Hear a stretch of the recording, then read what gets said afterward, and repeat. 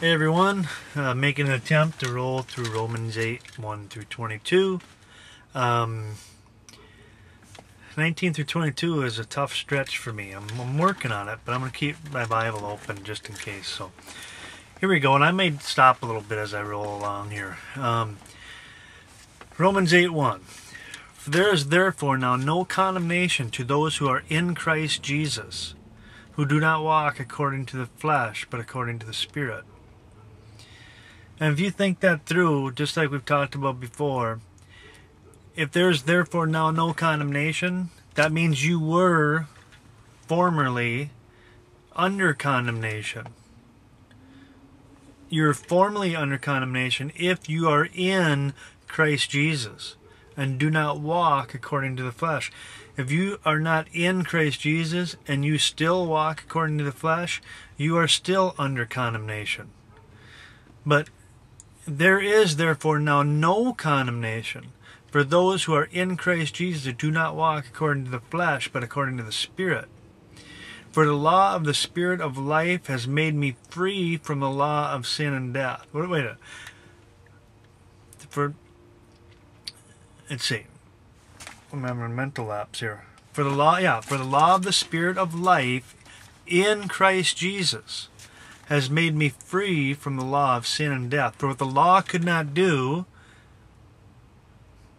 because it was weak through the flesh, because our flesh is weak, we can't follow the law because we're corrupt and we're weak and we're nothing without Christ. For what the law could not do, and that it was weak through the flesh, God did. God had a plan, and He did this. God did by sending His own Son, Jesus, sending His own Son in the likeness of sinful flesh. He took on all the sin, all the torment, all the brutality, all the humiliation, all of it. God did by sending His own Son in the likeness of sinful flesh. On account of sin, He condemned sin in the flesh. Why did He do that? Why did He do that? Send His own Son to face what He faced. Why? That the righteous requirement of the law might be fulfilled in us who do not walk according to the flesh, but according to the Spirit. For those that live according to the flesh, if you still live in the flesh, for those that live according to the flesh, selfishly feeding your own selfish desires, me, for those that live according to the flesh set their minds on the things of the flesh. But those that live according to the Spirit, the things of the Spirit. For to be carnally minded, if you live according to the flesh and set your minds on the things of the flesh, you are carnally minded. To be carnally minded is death, but to be spiritually minded is life and peace. Because the carnal mind is enmity against God. If you are in the flesh, and you are carnally minded and set your mind on things of the flesh, you are hostile to God. Because the carnal mind is hostile to God. For it is not subject, it does not yield, it does not submit, it does not surrender. For it is not subject to the law of God, nor indeed can be. So then, those who are in the flesh, what? Those who are in the flesh.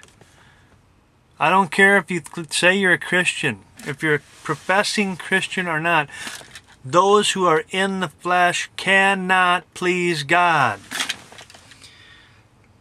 But you are not in the flesh, but in the Spirit, if indeed the Spirit of God dwells in you. Now, if anyone does not have the Spirit of Christ, he is not His. You do not belong to Christ if the Christ is not in you. And if Christ is in you, the body is dead because of sin, but the Spirit is life because of righteousness. A call to obedience when you surrender your life to Christ. The Spirit is life because of righteousness, right? And number 10. But if the Spirit of Him who raised Jesus from the dead dwells in you,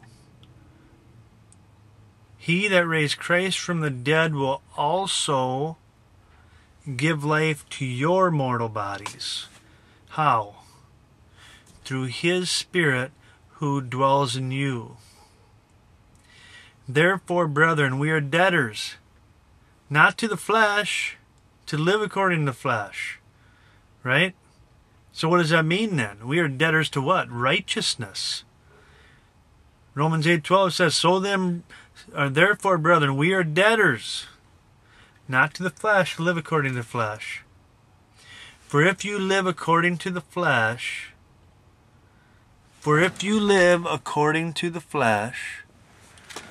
you will die. But if by the Spirit you put to death the deeds of the body, you will live. For as many as are led by the Spirit of God, these are the sons of God. For you are not given the spirit of bondage again to fear. Because we do that, right? I do that. I still fear sometimes. Sometimes I fear, Lord, am I in you? Am I in you? Am I walking in the Spirit? Are you in me? Am I living in the Spirit? Am I walking in the flesh? What am I doing? It says, for you were not given the spirit of bondage again to fear, but you are given the spirit of adoption, by whom we cry out, Abba, Father, Daddy. Think about that. Think of a kid in an orphanage waiting for somebody to love him. He finds out somebody wants him. Somebody's going to take you just like you are and bring you home. He's in anticipation of that. That's what it's like. We were given a spirit of adoption, by whom we cry out, Abba, Father. The Spirit Himself bears witness with our spirit that we are children of God. And if children, then heirs. Heirs of God and joint heirs with Christ. Isn't that amazingly crazy beyond words? Joint heirs with Christ. If we suffer with Him, what? Then we will also be glorified together. For I consider the sufferings of this present time not worthy to be compared, what? To the glory which shall be revealed in us. Is that right? That's 18? That's right. For the earnest expectation of the creation eagerly awaits the revealing of the sons of God.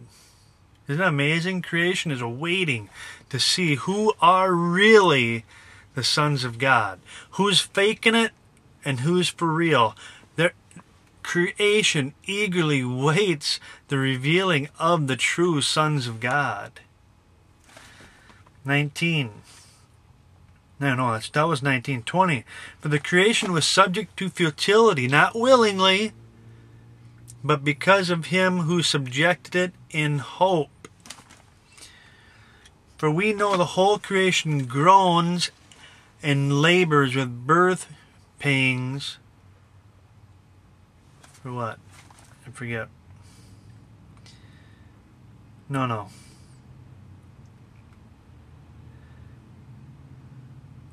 21. I'm on 21. Because the creation itself also will be delivered from the bondage of corruption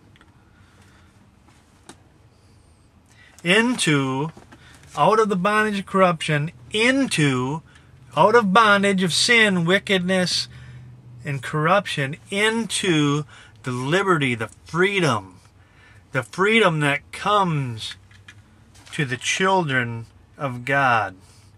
Liberty of the children of God. For we know the whole creation groans and labors with birth pangs together until now. God bless you all. We'll see you.